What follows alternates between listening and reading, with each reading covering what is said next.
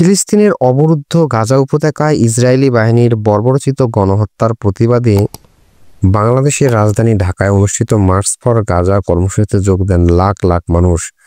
ঢাকা বিশ্ববিদ্যালয় এলাকার সোহরাওয়ার্দী উদ্যানে শত শত ফিলিস্তিনি পতাকা নিয়ে বিক্ষোভকারীরা ফ্রি ফ্রি ফিলিস্তিন স্লোগান দেন। তবে ঢাকায় এমন প্রতিবাদের দিনেই গাজার বেশিরভাগ অঞ্চলে হামলা জোরদারের ঘোষণা দিয়েছেন ইসরায়েলের প্রতিরক্ষামন্ত্রী ইসরায়েল কাটজ। খবর বিবিসির।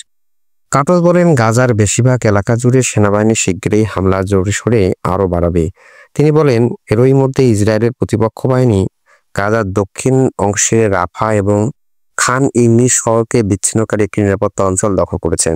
এছাড়া ইসরায়েলি বাহিনী খান ইউনিস এবং তার আশেপাশের এলাকাগুলো থেকে ফিলিস্তিনিদের সরে যাওয়ার নির্দেশ দিয়েছে। বলা হয়েছে, গাজা থেকে হামাসে প্রজেক্টাইল ছড়ার জবাবে সব অঞ্চলে হামলা চালানো হবে। বিবিসির প্রতিবেদনে বলা হয়েছে, গত জানুয়ারিতে হওয়া 2 মাসের যুদ্ধবিরতি ভেস্তে যাওয়ার পর 18 মার্চ থেকে ইসরায়েল আবার গাজায় হামাসের বিরুদ্ধে হামলা শুরু করে। সেই সময় থেকে ইসরায়েলি বাহিনী গাজার বিশাল অঞ্চল দখল করেছে। এতে নতুন করে বাস্তুচ্যুত হয়েছে শত সহস্র ফিলিস্তিনি। এছাড়া ইসরায়েলি বাহিনী ফিলিস্তিনি ভূখণ্ড গাজার সীমান্ত বরাবর চলে যাওয়া বিস্তীর্ণ অঞ্চলও দখল করেছে। এদিকে রোববার কাতার ভিত্তিক সংবাদ মাধ্যম আল জাজিরার লাইভ প্রতিবেদনে বলা হয়েছে, ইসরায়েলি বাহিনী গাজা সিটির আল আভলি আরব হাসপাতালে বোমা হামলা চালিয়েছে। আল জাজিরার সাংবাদিকরা জানিয়েছে, হামলায় হাসপাতালের জরুরি বিভাগ ধ্বংস হয়েছে, রোগীদের অন্য স্থানে সরিয়ে নেওয়া হচ্ছে।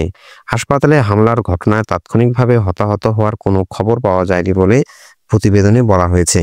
গাজায় গত 17 মাসের বেশি সময় ধরে চলা যুদ্ধে নিহত হয়েছে 50,000-এরও বেশি ফিলিস্তিনি।